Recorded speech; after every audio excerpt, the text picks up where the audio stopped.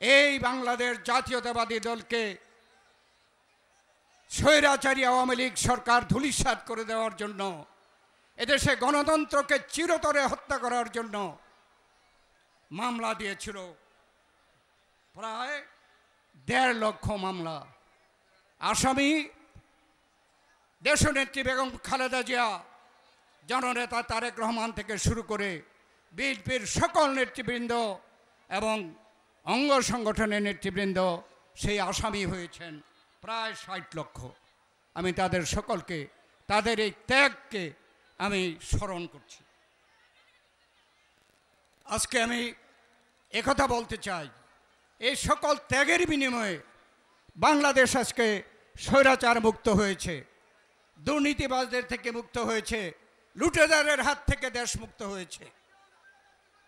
এই দেশের জনগণ, ছাত্র জনতা গণ অভ্যুত্থানের মাধ্যমে ম্যান্ডেট দিয়েছে যে এদেশের ছাত্র জনতার অধিকারকে ফিরিয়ে দেওয়া হবে। ছাত্রদের অধিকার, কোটার অধিকারের আন্দোলন সুপ্রিম কোর্টে রায় হয়েছে। জনগণের অধিকারের এখনো পুরা ফয়সালা হয় নাই।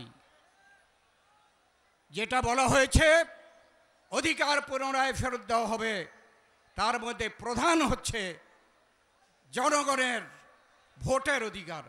সেই ভোটের অধিকার আমরা ফেরত পেতে চাই।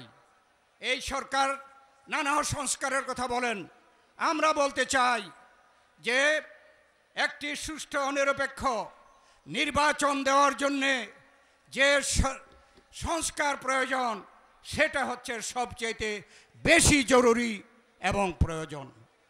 আমরা আজকের এই সভা থেকে এই আন্তর্জাতিক গণতান্ত্রিক দিবসে আমরা এই নিরপেক্ষ অন্তর্বর্তী সরকারকে আমরা অনুরোধ করতে চাই, অনতিবিলম্বে এই দেশে একটি সুষ্ঠু নিরপেক্ষ নির্বাচনের ব্যবস্থা করতে হবে এবং জনগণের কাছে ক্ষমতা দিতে হবে।